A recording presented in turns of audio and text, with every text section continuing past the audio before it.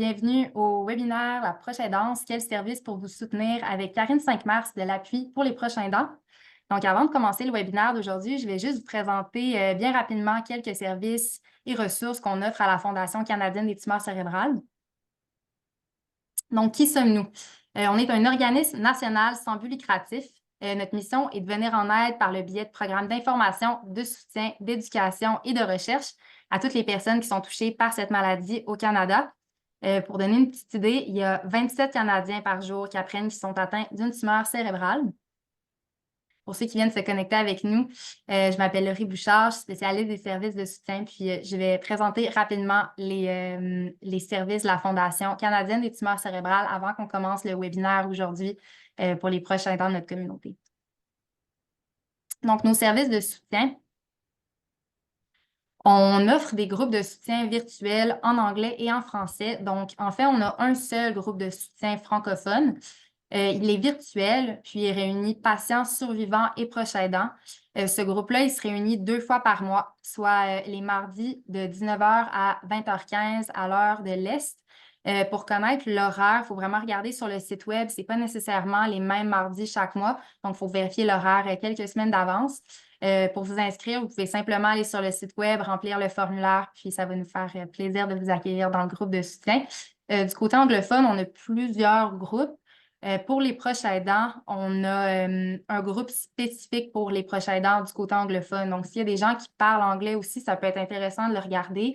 Malheureusement, du côté francophone, on n'en a pas spécifiquement pour les francophones, mais on espère que ça va venir dans le futur. On offre aussi des groupes de soutien sur Facebook. Donc, on en a un pour adultes et un pédiatrique. Vous pouvez les rechercher dans la barre de recherche Facebook. Sinon, aussi, il y a les liens qui sont disponibles sur notre site Web. Donc, c'est vraiment un bel endroit peut-être pour faire des rencontres de des gens qui vivent une situation similaire à la vôtre. Souvent, les gens vont partager leur expérience, poser des questions, partager leur histoire et obtenir du soutien moral. C'est vraiment des beaux groupes qui réunissent beaucoup de gens. Aussi, j'aime mentionner que ces groupes-là, ils sont modérés par le personnel de la Fondation. Donc, bien sûr, on essaie de regarder le plus souvent possible qu'est-ce qu'ils disent sur le groupe pour être certain qu'il n'y a pas de dérapage, qu'il n'y a pas des choses qui n'ont pas d'allure qui se disent sur le groupe. Par contre, c'est sûr que ce n'est pas 24 heures sur 24, 7 jours sur 7, mais vraiment, là, on vérifie le groupe pour être certain que c'est un lieu sécuritaire et confortable pour tout le monde. On offre aussi un programme pédiatrique qui s'appelle GoCerveau. C'est pour les familles avec un enfant ou un adolescent âgé de 19 ans ou moins touché par une tumeur cérébrale. Donc, plusieurs fois par an, les familles GoCerveau ont la possibilité de se rencontrer et de se détendre grâce à des activités amusantes à Québec et à Montréal. Donc, on a des événements sportifs, des visites à des sites historiques et d'autres attractions familiales. Donc, si ça vous intéresse de vous inscrire à GoCerveau, si vous avez un enfant qui est atteint par une tumeur cérébrale, vous pouvez vous inscrire en ligne sur le site Web. C'est vraiment des belles activités puis un beau groupe de famille. Donc, je vous encourage à aller regarder ça sur le site Web si ça vous intéresse. Donc, du côté des ressources, on offre 4 manuels de ressources sur les tumeurs cérébrales. Donc, on en a un sur les tumeurs cérébrales adultes, les tumeurs cérébrales pédiatriques, les tumeurs cérébrales non malignes, puis on en a un spécifiquement pour les proches aidants de personnes atteintes d'une tumeur cérébrale. Ils sont disponibles en PDF sur notre site Web, mais vous pouvez aussi les commander en ligne gratuitement. Donc, il n'y a pas de frais de livraison. Le manuel est gratuit. C'est des ressources qui sont vraiment appréciées par les gens en général. On est aussi en train de travailler à renouveler nos manuels. Donc, on va en avoir une nouvelle version qui va sortir d'ici peu. Mais vraiment, je vous invite à peut-être regarder en PDF en premier si ça vous intéresse, ou simplement le commander en ligne. C'est le fun de l'avoir papier parce que c'est quand même assez... c'est une bonne lecture. Donc, ça vaut la peine de l'avoir en papier. C'est gratuit. On a un livre pour enfants aussi qui s'appelle Mon amie Claire. Si jamais il y a des parents parmi nous qui peuvent être intéressés à avoir cette ressource-là qui est plus pédiatrique. Donc, chaque année, on offre la marche des tumeurs cérébrales. Les inscriptions pour cette année sont maintenant ouvertes. Donc, vous pouvez aller regarder sur notre site web www.marchetumeurcérébrale.ca pour plus d'informations sur la marche de cette année qui aura lieu au mois de juin. Je vous invite aussi à vous inscrire à notre infolette en français. C'est vraiment là que vous allez avoir toutes les informations de ce qui se passe du côté de la Fondation, chaque mois. Donc, c'est vraiment une belle ressource pour savoir ce qu'on a du côté de nos nouveautés, nos ressources, nos programmes, puis aussi ce qui se passe du côté de la recherche, puis ce que la Fondation fait pour la communauté des tumeurs cérébrales. Donc, encore une fois, Facebook, toujours un bon endroit pour suivre ce qui se passe avec la Fondation. Vous allez nous suivre sur Facebook et sur Instagram. C'est deux façons de rester au courant de ce qui se passe avec la Fondation. Puis en terminant, si vous avez des questions pendant le webinaire, j'espère que vous allez en avoir puis que vous allez vouloir les poser à Karine, vous pouvez les écrire dans l'onglet juste en bas qui est pour les questions. Donc, ça devrait être QNR plutôt que les écrire dans le chat. Donc, je propose qu'on garde le chat vraiment plus pour écrire des commentaires. Si vous avez des questions, allez spécifiquement dans l'onglet QNR. Si votre Zoom est en anglais, ça devrait écrire Q et A. Donc, c'est vraiment un bon endroit pour poser les questions. Je vais les poser moi-même à Karine à la fin du webinaire. Donc, puis les écrire là, puis on va y revenir à la fin du webinaire. Puis, à la toute fin aussi, quand vous allez fermer votre écran, il va y avoir un sondage qui va apparaître dans votre écran, un sondage de Zoom. Si vous avez le temps de le remplir, ça prend seulement quelques minutes, peut-être 1 ou 2 minutes, puis ça nous aide vraiment beaucoup à savoir ce que vous avez pensé de la présentation d'aujourd'hui, mais aussi à préparer les prochains webinaires, à savoir ce qui intéresse notre communauté, puis à pouvoir faire des choix en conséquence. Donc, sans plus attendre, je vais passer la parole à Karine de l'Appui pour les proches aidants pour sa présentation pour le webinaire d'aujourd'hui. Donc, encore une fois, Karine, un gros merci d'être là aujourd'hui. Je suis sûre que ça va intéresser beaucoup les gens, puis moi aussi, j'ai hâte d'en apprendre plus sur ce que l'Appui peut faire. Merci beaucoup, Laurie. Donnez-moi juste un petit instant pour partager mon écran. Vous voyez bien? Oui. Parfait. Donc, bonjour tout le monde. Merci d'être avec nous cet après-midi. Je me présente, Karine 5 mars. Je suis chargée de projet en transfert de connaissances à l'appui pour les proches aidants, qui est un organisme qui soutient les personnes proches aidantes partout au Québec. Avant d'aller plus loin, je veux juste adresser un grand merci à la Fondation de m'avoir invité pour ce webinaire, puis de nous donner l'opportunité de parler de proches aidance ensemble cet après-midi. Ce que je vous propose comme plan de présentation aujourd'hui, premièrement, qui sommes-nous? Donc, l'appui, quelle est cette organisation? C'est quoi sa mission? Ses différents mandats? Deuxièmement, nos services, ça va vraiment être le cœur de la présentation. Je vais vous présenter les différents services et ressources qu'on a qui sont disponibles pour les personnes proches aidantes, mais aussi certaines ressources qui sont disponibles pour les intervenants qui côtoient les personnes proches aidantes au quotidien. Ensuite, comme c'est un webinaire qui est ouvert, adressé à la francophonie canadienne, je trouvais pertinent d'introduire un projet spécial qu'on a à l'appui, un projet pan-canadien de partage de connaissances. Alors, je vais pouvoir vous introduire ce projet en fin de webinaire. Et comme Laurie a dit, on se réserve une petite période de questions et d'échanges à la fin de la présentation. Donc, vous pouvez inscrire vos questions dans le Q&A et on va pouvoir échanger à la toute fin. Alors, c'est parti. L'appui, qui sommes-nous? L'appui, c'est une organisation à but non lucratif qui est née en 2009 et qui est maintenant 100% financée par le gouvernement du Québec. Sa mission, en fait, c'est d'améliorer la qualité de vie des personnes proches aidantes. Au début de notre fondation en 2009, on était l'appui pour les proches aidants d'aînés. Mais depuis 2021, depuis le plan d'action et la politique nationale qui a été développée au Québec, on a élargi notre mission à toutes les personnes proches aidantes. Alors maintenant, on dessert vraiment tout type de personnes proches aidantes. On continue bien sûr à desservir les personnes proches aidantes de personnes aînées, mais on inclut aussi les personnes proches aidantes de personnes qui sont atteintes de cancer, qui ont des troubles de santé mentale, dépendance, des maladies rares. Donc, on embrasse vraiment toutes les clientèles et ça fait partie de notre travail depuis 2021 de reconnaître les différents visages de la proche aidance et de souligner l'importance de soutenir les proches aidants en fonction de leurs besoins et réalités particulières. Notre mission d'améliorer la qualité de vie des personnes proches aidantes, elle va se décliner en 3 principaux mandats, si vous le voulez bien. Le premier, c'est le soutien. Le soutien, on va l'investir vraiment avec notre service Info Aidant, qui est notre service direct à la population, qui, juste la dernière année, a desservi plus de 11 000 personnes. Alors, notre soutien, c'est vraiment avec Info Aidant qu'on va le faire et je vais pouvoir vous parler plus en détail de ce service plus tard dans la présentation. Le deuxième mandat, c'est celui du financement. Alors, on va financer les organismes communautaires partout au Québec.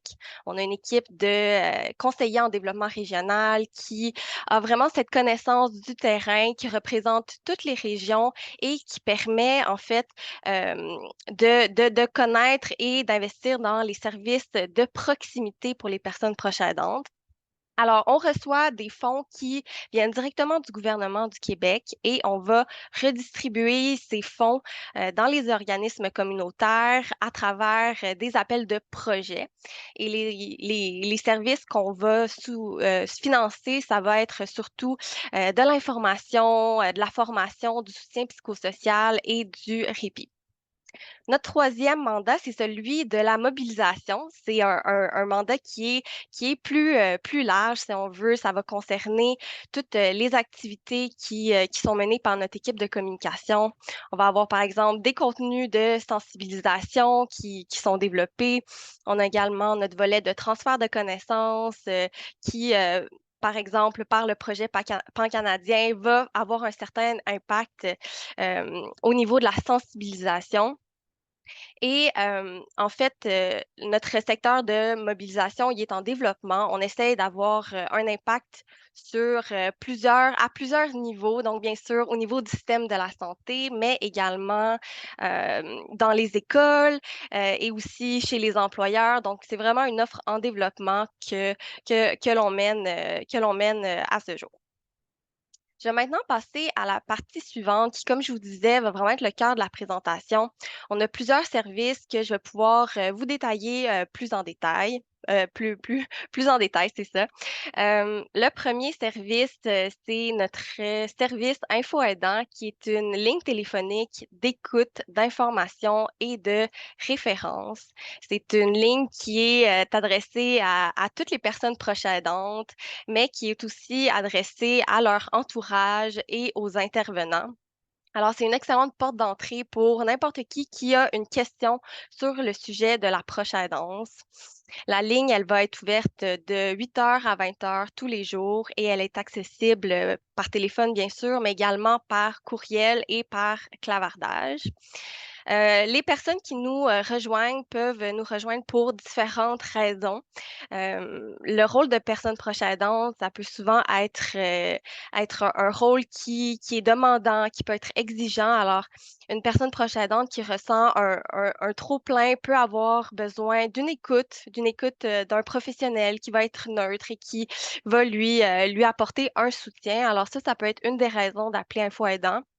Il y a d'autres personnes proches aidantes qui peuvent appeler pour obtenir de l'information ou des références au sujet des ressources qui existent pour la soutenir dans son parcours. Alors, c'est une autre raison d'appeler Info Aidant. Et finalement, on a aussi le service qui est ouvert pour les intervenants qui peuvent appeler pour être orientés dans le cadre d'une intervention avec une personne proche aidante, valider l'existence d'un service ou faciliter le référencement d'une personne proche aidante vers Info Aidant. Un petit mot sur l'équipe Info Aidant qui est composée en fait d'une vingtaine de conseillers, conseillères qui sont tous spécialisés en relation d'aide, donc des professionnels de la relation d'aide et qui forment une équipe multidisciplinaire. On a donc des travailleuses sociales, des psychoéducatrices, des sexologues et bien d'autres professions représentées. Alors, on va avoir une belle diversité d'expertise au sein de notre service. Et l'équipe, elle est encadrée et soutenue par une équipe de conseillers et coordonnatrices cliniques. Et on va avoir aussi un programme de formation continue qui est au cœur du service Info Aidant. Puis tout ça, ça va permettre en fait d'assurer la qualité des interventions, puis permettre de vous écouter, informer et référer de la meilleure manière qui soit. Notre deuxième service, c'est une offre de formation. Ce sont des formations qui se basent sur une approche psychoéducative et toutes les formations, en fait, ont pour but de vous soutenir dans votre rôle de proche aidant. Toutes les formations, en fait, durent de 7 à 8 semaines, dépendamment de la formation, et on demande un investissement de 60 à 90 minutes par la personne proche aidante par semaine. Ce qui est intéressant de cette offre de service, c'est que la plateforme, elle est sécurisée, elle est en ligne et elle permet, en fait, elle est ouverte 24 heures sur 24, tous les jours. Donc, les personnes proches aidantes peuvent se brancher à l'heure qu'ils souhaitent. On le sait, les personnes proches aidantes ont souvent un horaire qui est bien chargé, alors ça apporte une flexibilité de pouvoir se brancher au moins une fois par semaine, une soixantaine de minutes et pouvoir assister à la formation. Et elle est 100% en ligne, comme je vous disais. Donc, encore une fois, ça amène une belle accessibilité aux personnes proches aidantes qui, parfois, n'ont pas nécessairement l'option d'aller dans un groupe de soutien en présentiel pendant 1 heure ou deux. Alors, voilà pour les modalités de notre offre de formation.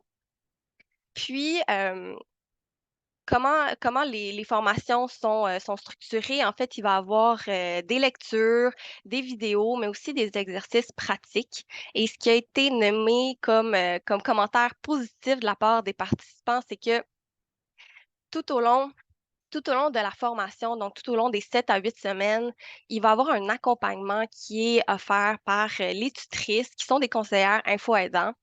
Alors, on va avoir, oui, les apprentissages qui sont faits dans le cadre de la formation, mais on ajoute un volet de soutien, d'accompagnement personnalisé par les tutrices qui vont prendre connaissance des exercices qui sont faits par les participants et qui vont pouvoir apporter des rétroactions et un accompagnement personnalisé.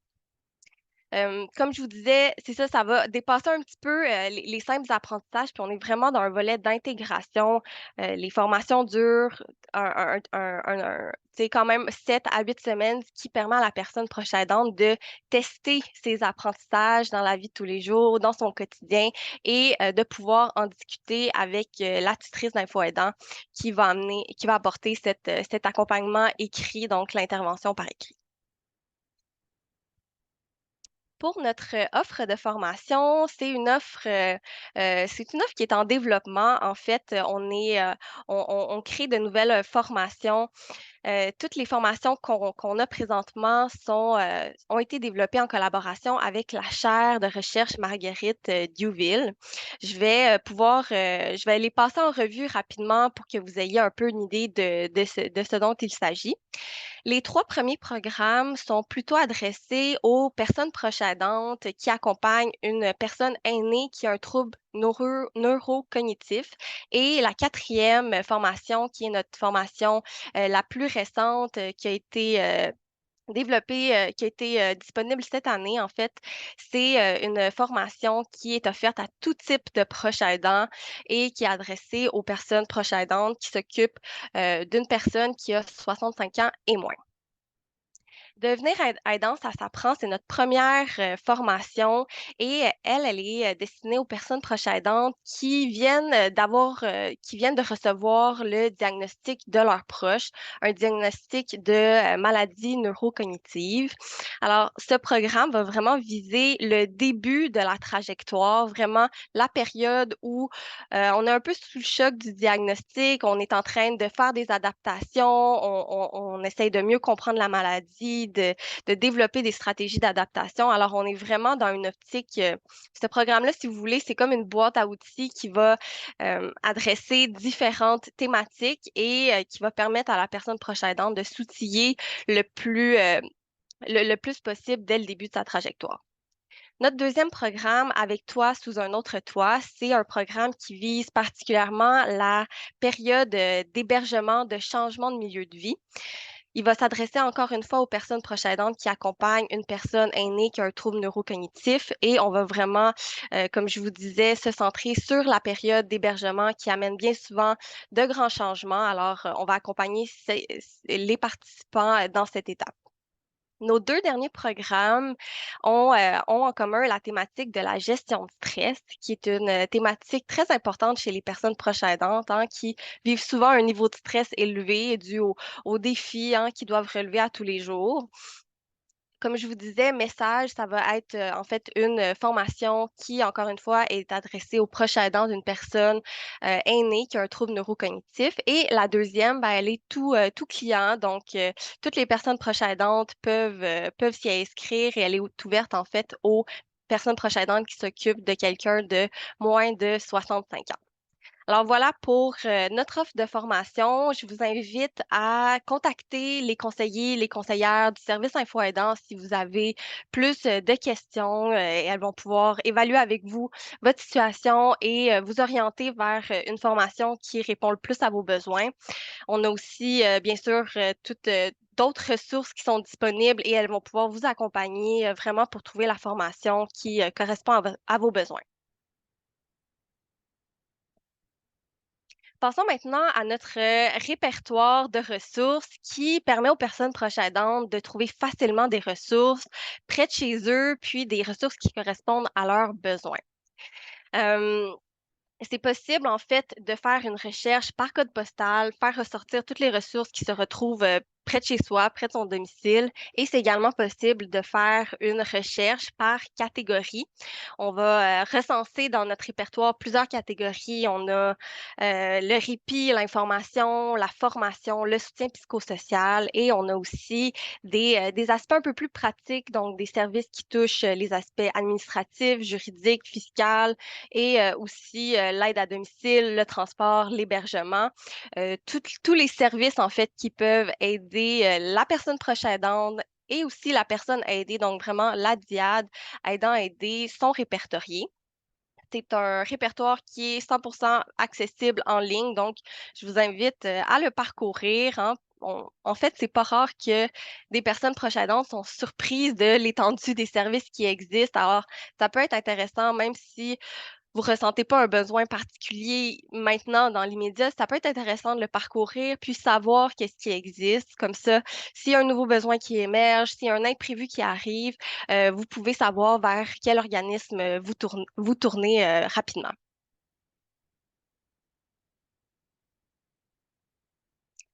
OK. Je vais maintenant vous présenter un outil Référence Aidance Québec qui est spécifique aux professionnels et aux intervenants. C'est un mécanisme de référencement qu'on a implanté assez récemment avec le gouvernement du Québec et la Fédération québécoise des sociétés Alzheimer. Cet outil-là a été implanté pour pouvoir mieux repérer les personnes proches aidantes et les orienter vers les ressources appropriées. C'est un peu comme je vous disais précédemment, en fait, les personnes proches aidantes, ça peut être vraiment pratique. En fait, ça va être un facteur de protection de connaître les ressources qui existent. Alors, cet outil-là est vraiment conçu pour cette raison. Comment ça fonctionne? On peut voir dans l'image, en fait, tout professionnel qui est en relation avec une personne proche aidante peut, lui demander si elle souhaite être référée et si la personne proche aidante, donne son consentement, ils vont pouvoir tous les 2 remplir un formulaire de référencement qui va être acheminé à Info Aidant directement ou à une société Alzheimer si on est dans un contexte de troubles neurocognitifs. Puis la personne proche aidante va être contactée dans les 10 jours ouvrables. C'est vraiment un outil qui a été conçu pour être simple et efficace. Donc, tous les professionnels intervenants, peuvent l'utiliser et référer les personnes proches aidantes. Maintenant, on peut passer au site web, qui est vraiment, une mine d'or pour tout ce qui est conseils pratiques, actualités et ressources. On va avoir plusieurs rubriques, il y en a une particulière, «Je suis intervenant», qui permet d'avoir plus d'informations, qui a une offre de formation également pour les intervenants et pour les personnes proches aidantes, on a, 3 grandes catégories, comme on peut voir à l'écran, les 3 premières là, qui vont, permettre, à la personne proche aidante de se familiariser, dans son rôle. La première rubrique qui s'appelle «Être proche aidant», ça va, avoir Ça va viser à mieux comprendre le rôle de la personne proche aidante. On va, avoir plusieurs articles, conseils pratiques, pour mieux comprendre le parcours d'une personne proche aidante, mieux comprendre les différentes étapes, les différents sentiments qu'on peut vivre et la deuxième rubrique, c'est pour mieux comprendre la situation de son proche. Ça va être, particulièrement intéressant pour, une personne proche aidante, qui vient de recevoir le diagnostic de son proche, qui veut en connaître davantage, mais c'est aussi pratique, tout au long de la trajectoire. Alors, on va avoir plus d'une quinzaine de dossiers, sur, des maladies ou des conditions spécifiques, un dossier complet, par exemple, sur le cancer, un dossier complet sur la déficience intellectuelle, les maladies rares, les troubles neurocognitifs. Alors, c'est possible de de visiter ces rubriques-là et avoir une meilleure idée de, en fait, mieux comprendre la situation du proche et on va toujours référer vers d'autres organisations qui vont être, par exemple, plus, spécialisées par rapport à la maladie ou la condition, spécifique, de votre proche. Alors voilà pour le site internet, j'en ai parlé rapidement, mais c'est vraiment, un outil que vous pouvez découvrir, parcourir et finalement, enregistrer, lire les articles qui sont plus pertinents pour votre situation. OK, maintenant passons maintenant aux contenus inspirants qui sont tous, également disponibles sur, notre site internet.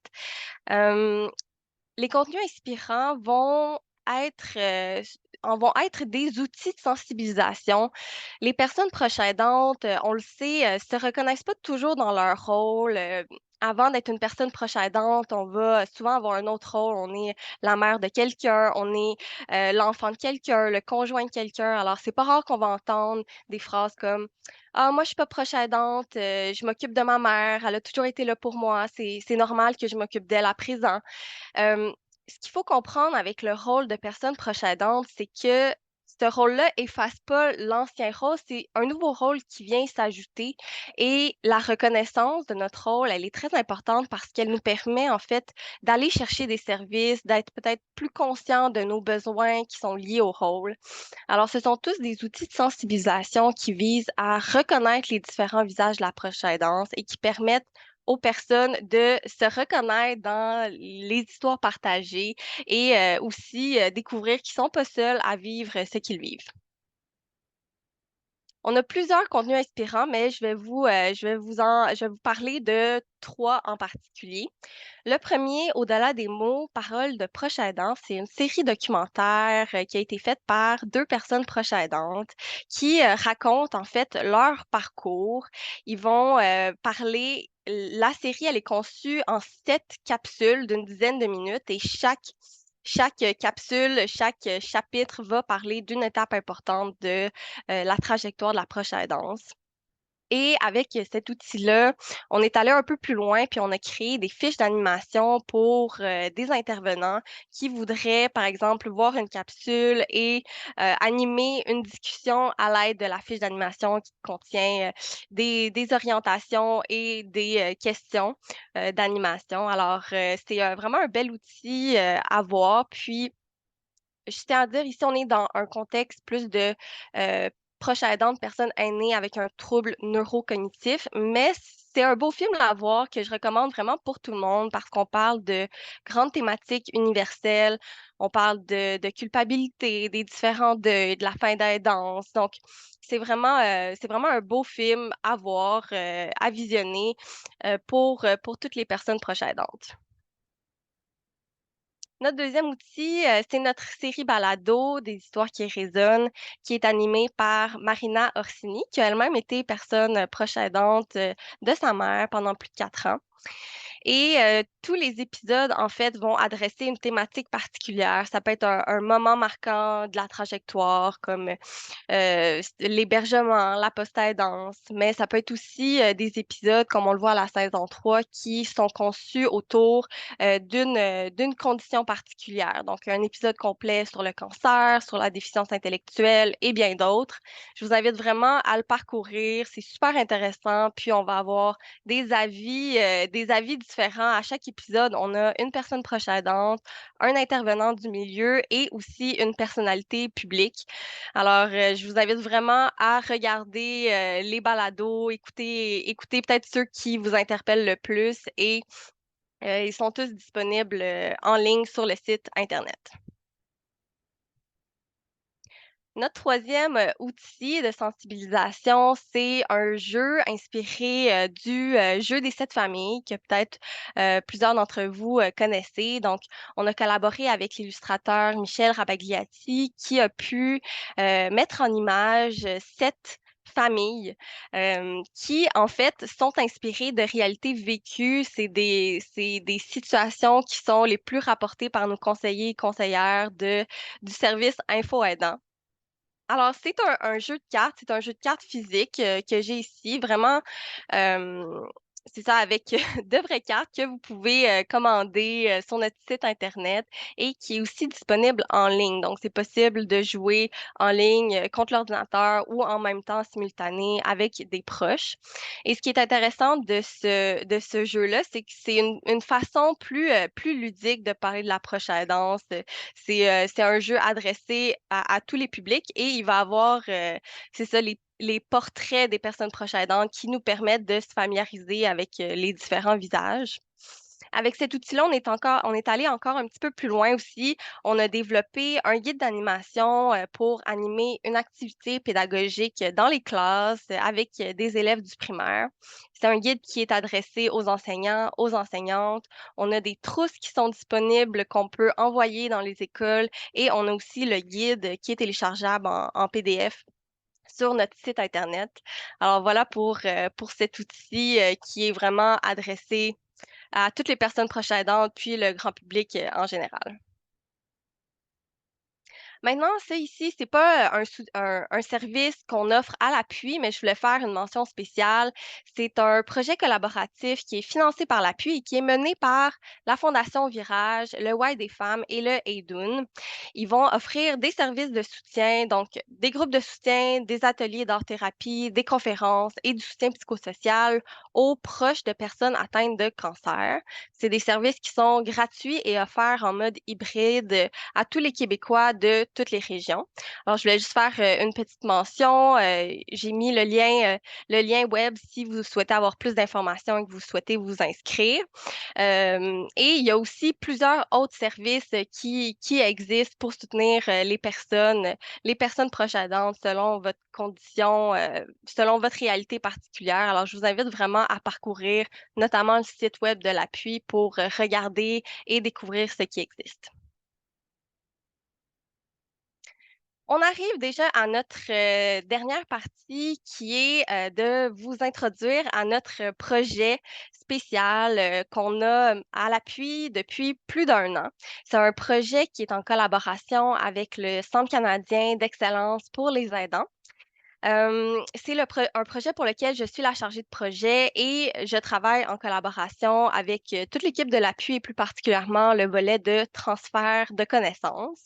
Le but aujourd'hui de vous en parler, c'est, de vous introduire au projet, puis, s'il y a des personnes proches aidantes qui, résident pas nécessairement au Québec, ben, c'est important que vous sachiez que ça existe. C'est un projet qui est encore en phase de pilotage, mais dont l'intention est d'améliorer le soutien offert aux personnes proches aidantes francophones hors Québec. Pour la petite histoire du projet, en fait, l'idée du projet est née pendant la pandémie, alors que plusieurs organisations, communautaires, ont contacté l'appui à la recherche d'outils, de ressources, de contenus pour, mieux soutenir les personnes proches aidantes dans leurs organisations. C'était autant des organisations, francophones qui souhaitaient avoir des outils spécifiquement pour les personnes proches aidantes, que des organisations anglophones qui étaient spécialisées en proche aidance, mais qui manquaient de ressources spécifiquement en français.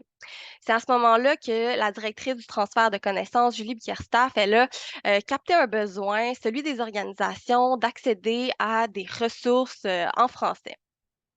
Avec le Centre canadien, on a fait une proposition de projet et on a formulé le projet, l'objectif d'établir les bases d'un réseau pan-canadien d'organisations préoccupées par la qualité de vie des personnes proches aidantes francophones hors Québec. Alors, on voulait saisir l'opportunité pour établir les bases d'un réseau et de pouvoir, en fait, encourager des initiatives de transfert et de partage de connaissances à travers le pays, donc entre les différentes organisations. Dans le contexte où il y a peu qui se fait en proche aidance francophone, il y a quand même il y a quand même des choses, mais parfois elles sont simplement peu connues.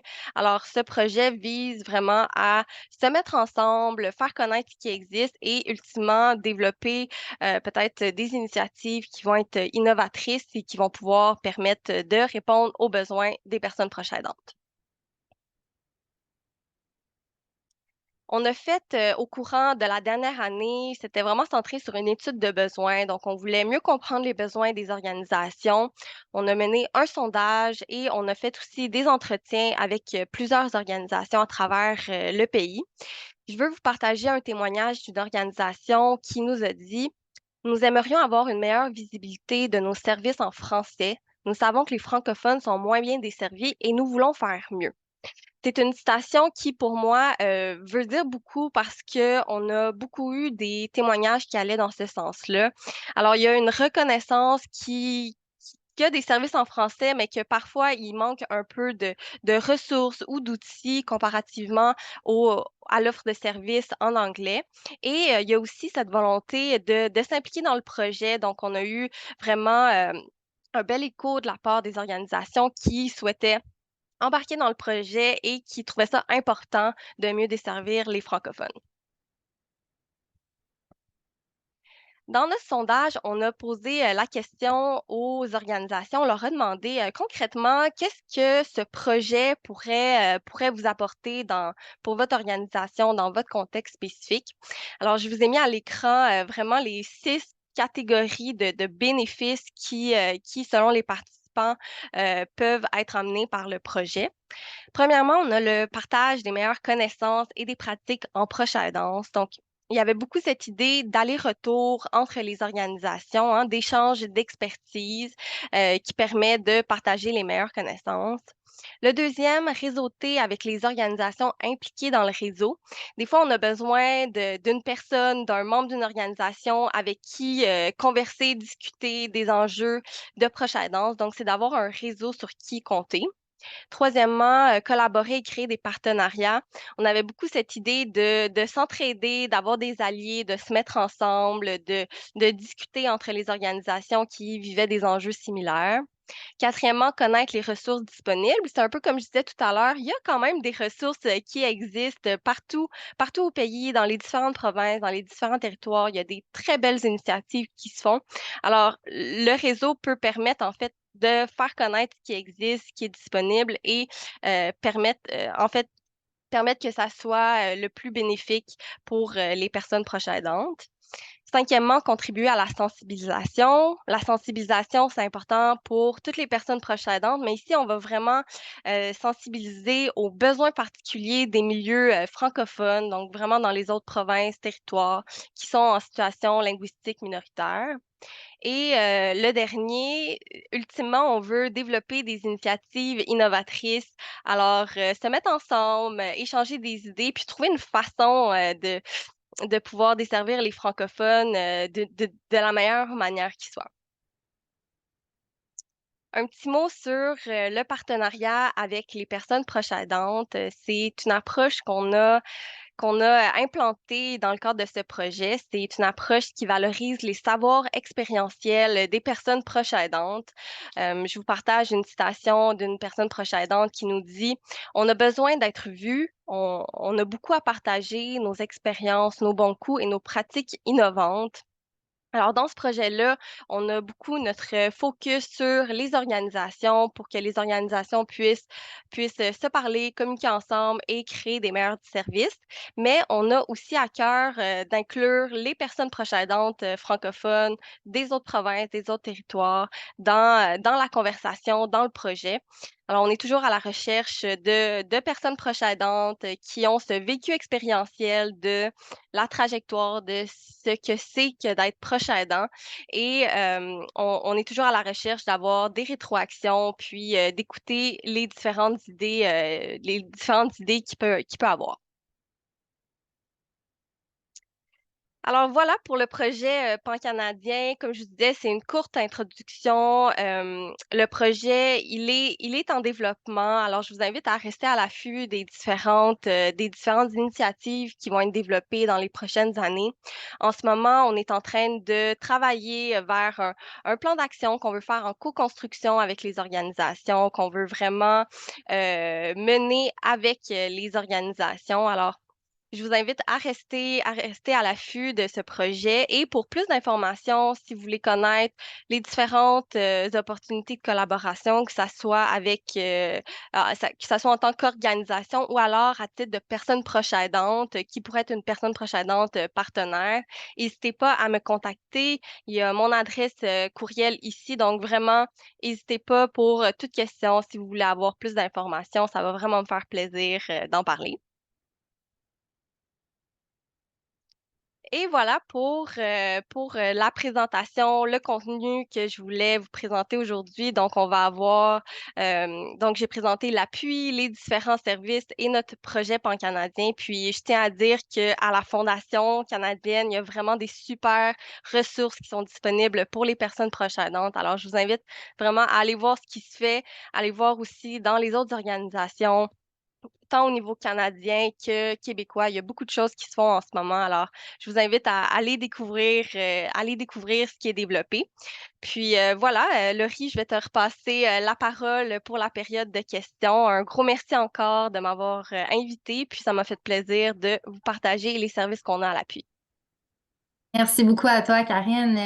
Tellement des beaux services à l'appui, ça vaut vraiment la peine de les découvrir. Je suis toujours impressionnée par votre offre de service. Puis je veux vraiment vous lever mon chapeau aussi pour l'initiative du côté canadien comme hors Québec pour les francophones.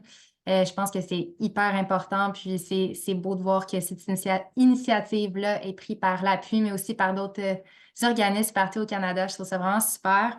On n'a pas reçu de questions, mais je vais laisser quelques petites minutes pour les gens, s'il y en a qui veulent en poser pendant qu'on termine le webinaire. Je vais encore rappeler à tout le monde qu'on a un sondage quand vous allez fermer votre écran. Donc, si vous voulez prendre une minute ou deux pour le remplir, encore une fois, ça nous permet d'organiser des webinaires ou la conférence nationale aussi avec des sujets qui intéressent notre communauté. C'est ça notre priorité. On veut que ce soit intéressant. C'est pour ça qu'on le fait. Donc, n'hésitez pas à nous faire savoir ce que vous avez aimé, si vous avez des questions, des commentaires. Ça nous ferait vraiment plaisir de les entendre. Aussi, je voulais ajouter que le webinaire d'aujourd'hui est enregistré. Donc, il sera disponible sur notre site web dans quelques jours. Je dis ça parce que il y avait plein de ressources intéressantes, puis en même temps, c'est peut-être pas tout le monde qui a pris des notes. Donc, si jamais, je sais que tout est sur le site web de l'appui, mais si vous voulez regarder le webinaire ou peut-être le partager avec quelqu'un de votre entourage, ça va être disponible sur le site web de la Fondation canadienne des tumeurs cérébrales. Tous nos webinaires, d'ailleurs, nos conférences, toutes nos présentations sont toujours disponibles sur notre site web. Donc, je vous invite à aller faire un petit tour et à regarder. Je vais regarder si on a des questions. On n'en a pas. Je pense que c'est parce que tout était extrêmement clair et complet. Merci à tout le monde d'avoir participé aujourd'hui. Merci de participer à nos webinaires. Merci de nous suivre. Puis encore une fois, n'hésitez pas à nous écrire ou à nous contacter si vous avez des questions ou des commentaires sur quoi que ce soit. Puis Karine, ben, à la prochaine. Puis merci beaucoup d'avoir participé aujourd'hui. C'était vraiment super. Merci beaucoup, Laurie. Merci beaucoup tout le monde d'avoir été avec nous. Je vous souhaite un bon après-midi. Puis bon après-midi à tout le monde. Bye bye.